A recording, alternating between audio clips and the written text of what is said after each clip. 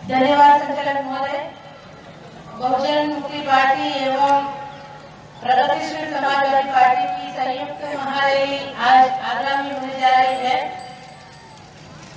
और बहुजन मुक्ति पार्टी के जो पत्रक है उसके अंदर जितने भी मुद्दे दिए हैं उस मुद्दों का हम लोग समर्थन कर रहे हैं और ईवीएम का जो भी विरोध करेगा उनके साथ में हम हैं। और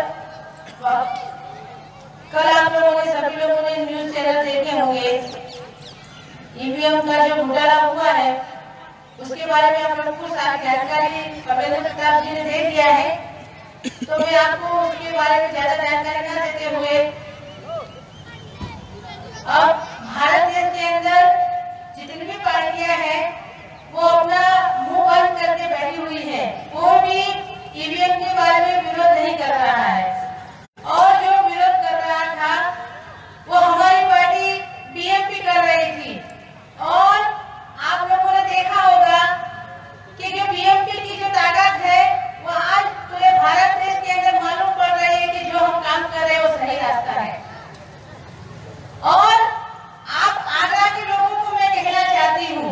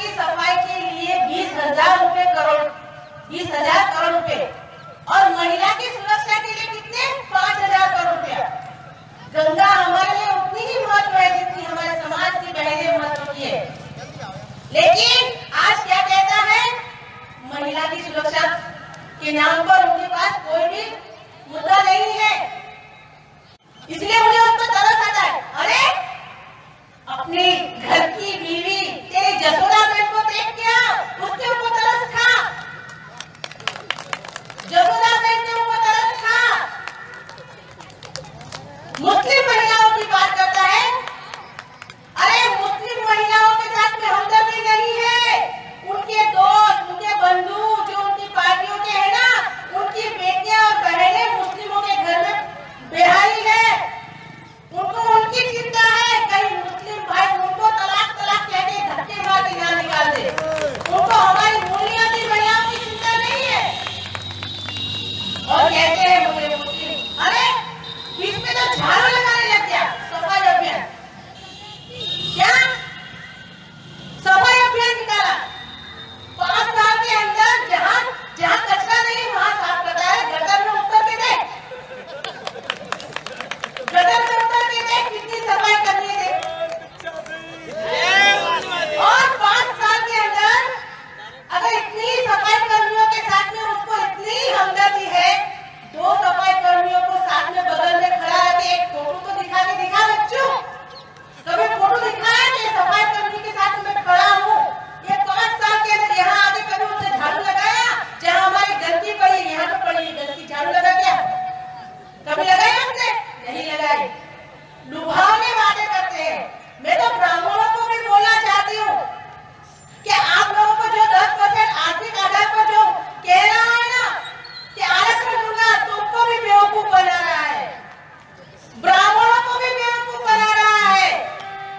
अरे नौकरियां है ही नहीं तो देगा कहां से? स्वर्ग से आएगा क्या? स्वर्ग से आएगा? नौकरियां स्वर्ग से लाएगा?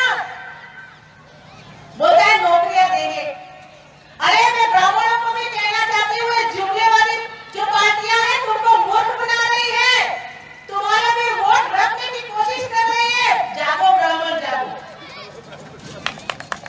ये जुमले वाली पार्टियों को भगाना होगा हमें। मैं ब्राह्मणों की समर्थन नहीं हूँ, लेकिन उनको भी बेवकूफ बनाते हैं। भारत में अगर ब्राह्मण को जो बेवकूफ बना दे तो हम जैसे लोगों को क्या बेवकूफ बनाएगा? हाँ, हम लोगों को क्या बेवकूफ नहीं बनाएगा? एक छोटी सी बात कहना चाहती हूँ। मैंने कहीं जगह पर सुना था कि एक गांव था, उस गांव के अंदर एक बूढ़ी अम्मा थी। उस बूढ़ी अम्मा ने एक बिल्ली पाल के रखी थी। उस बिल्ली को 4-5 बच्चे हुए। 4-5 बच्चे जब हुए तो बच्चे जब पैदा हुए तो बच्चे चिल्लाने लगे, बीजेपी जिंदाबाद, बीजेपी जिंदाबाद, हर हर मोदी, घर घर मोदी, हर हर मोदी, घर घर मोदी, अमित शाह जिंदाबाद, अमित शाह जिंदाबाद, ऐसे करके बच्चे जो थे चिल्लाने लगे। अब बूढ़ी अम्मा थी, उसने अपने अड़स पड़ोस में कहा, अड़स पड़ोसियों ने दूसरे लोगों को कहा, पूरे जिले में पूरी बात चलेगी, पूरे राज्य में बात फैल गई, पूरे देश में बात फैल गई कि बिल्ली के बच्चे थे वो हर हर मोदी, घर घर मोदी बोल रहा है। और बीजेपी वाले बड़े खुश हो गए। अब बीजेपी वाले बोला, अरे हमारा प्रचार प्रसार हो रहा है, ऐसे कैसे बिल्ली है, चलो देखते जाते हैं, इंटरव्यू लेते। अब बिल्ली के पिल्ले के ये लोग इंटरव्यू लेने के लिए गाँव में पहुंच गए। अब जैसे ही 4-5 दिन के बाद जब बिल्ली के पिल्ले के पास वो पत्रकार थे, उन्होंने माइक रखा। जैसे ही माइक रखा तो बिल्ली के पिल्ले जो थे वो जोर-जोर से बोलने लगे, बीएमपी जिंदाबाद, मातम साहब जिंदाबाद, बीएमपी जिंदाबाद,